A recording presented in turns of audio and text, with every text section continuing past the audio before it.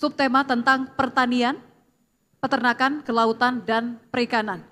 Perubahan iklim mengakibatkan kekeringan dan kelangkaan air sehingga terjadi penurunan produktivitas pertanian dan ketahanan pangan.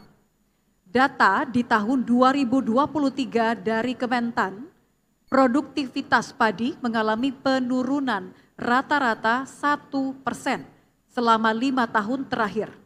Sedangkan data BMKG menunjukkan 14 dari 35 kabupaten kota di Jawa Tengah mengalami bencana kekeringan.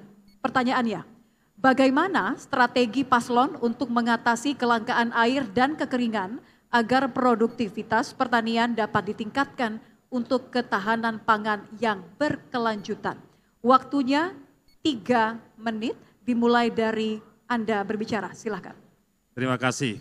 Dalam program Andika Hendi, kita ada namanya program bagaimana kemudian membuat petani dan nelayan ini bisa naik kelas, bisa mempunyai kesejahteraan yang lebih baik dan lebih perkasa.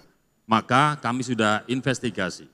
Dari 35 kota kabupaten, pada saat kita ketemu dengan para petani, umumnya mereka mengeluhkan beberapa hal. Yang paling utama adalah pupuk dan irigasi. Terkait dengan kelangkaan air ini menjadi bagian perhatian serius yang akan dikembangkan oleh pasangan Andika Hendi. Kita sudah melakukan inventarisir, kita lihat data, pertama ada 38 waduk dan embung, 38 embung, waduk, kemudian embungnya 172. Yang itu kemudian sudah kita lakukan mitigasi, ternyata kondisinya ada rusak sedang mencapai 17%. Maka pasangan Andika Hendi akan fokus terkait hal tersebut. Bagaimana kita alokasikan APBD provinsi untuk memperbaiki waduk ataupun embung. Kita bisa juga libatkan teman-teman di swasta, di perguruan tinggi, untuk bisa mereka melakukan upaya pembangunan waduk atau embung lewat CSR, seperti yang sudah dilakukan oleh Pak Rektor Undip. Yang lainnya kita juga melihat bahwa BRIN, Badan Riset Daerah ini penting dikembangkan untuk kemudian membuat petani secara kesejahteraan bisa lebih meningkat. Kenapa? Karena riset akan membuat benih, bibit dengan kualitas yang lebih baik dengan masa panen yang semakin pendek. Yang kedua selain irigasi adalah pupuk seperti yang saya sampaikan. Pupuk ini juga penting. Dari sejumlah kuota nasional maupun kuota yang di Jawa Tengah, ternyata pupuk ini mestinya cukup. Maka yang penting adalah tata kelolanya. Bagaimana kemudian ketersediaan pupuk di Jawa Tengah itu benar-benar ada pada saat petani ingin melakukan upaya penanaman.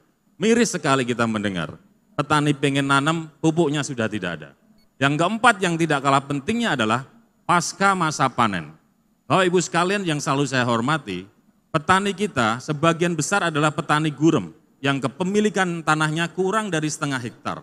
Ini menjadi PR, tantangan yang berat yang kemudian pasangan Andika Hendi ingin kemudian memperjuangkan petani itu supaya bisa memiliki lahan lebih dari setengah hektar.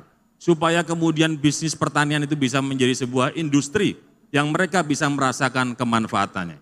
Termasuk pada saat kemudian muncul panen raya, kita harus bisa menjaga supaya harga hasil panen raya petani ini kemudian tidak turun atau anjlok.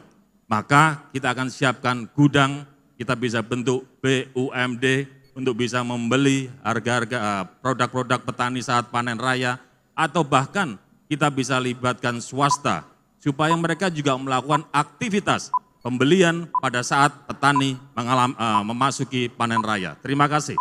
Baik. Aturan mainnya masih sama, Bapak. Kami berikan kesempatan kepada calon wakil gubernur nomor urut 2 untuk menanggapi, waktunya 2 menit dimulai dari Anda bicara. Silakan. Terima kasih Mas Hendi. Menarik yang terakhir saya, menarik tadi. Mas Hendi akan bikin namanya BUMD terkait apa tadi? Pembelian pupuk ya.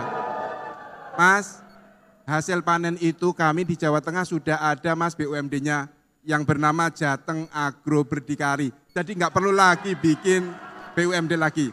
Dan ini satu-satunya yang kena inisiasi di Jawa Tengah. Belum pernah ada. Di provinsi yang lain menerapkan pembelian hasil pertanian masyarakat ketika harganya anjlok.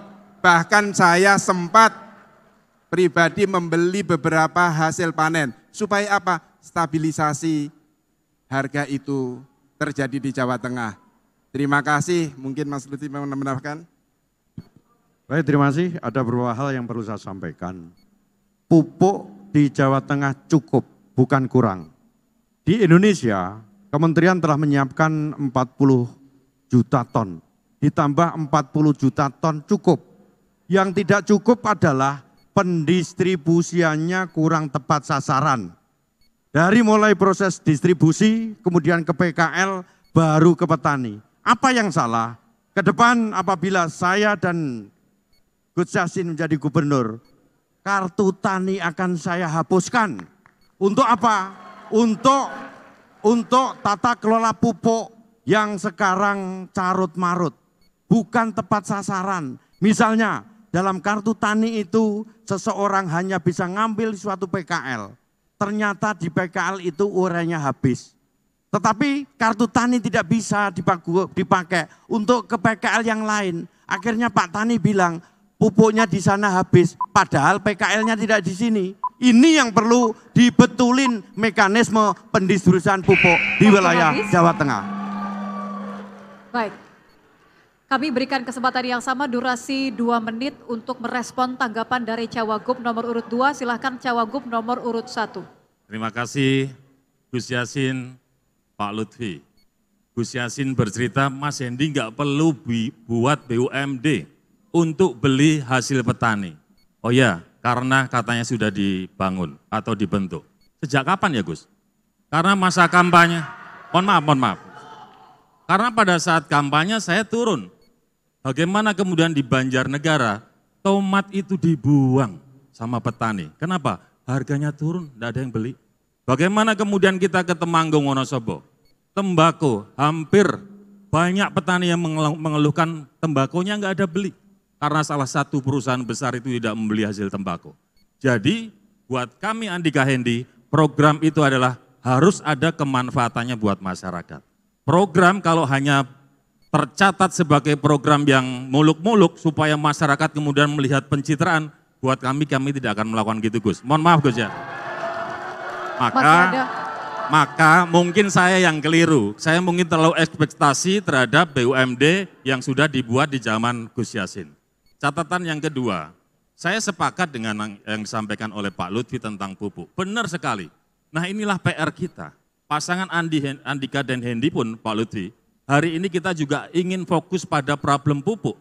Karena pupuk ini benar-benar kalau kita dengar miris sekali. Katanya kuotanya cukup. Tapi kemudian pada saat petani akan melakukan penanaman, pupuk itu enggak ada. Atau bahkan kalau beli harus susah. Maka kita sepakat, masukannya Pak Lutfi juga oke. Gus Yassin pertanyaannya di situ tadi, tapi enggak apa-apa. Mungkin nanti di belakang kita bisa diskusi terkait BUMD. Gitu ya. Yeah. Masih ada waktu, silakan. Masih ada waktu, kalau mau ditambahkan? Menambahkan untuk pajak air permukaan memang harus kita benahi sedemikian rupa sehingga penggunaan air permukaan itu lebih efektif untuk ketahanan pangan. Baik, terima kasih Cawagup nomor urut 1 dan nomor urut 2 sudah menyelesaikan putaran yang sama dengan durasi yang diberikan. Baik, boleh kita beri apresiasi untuk kedua pasangan calon teman-teman sekalian?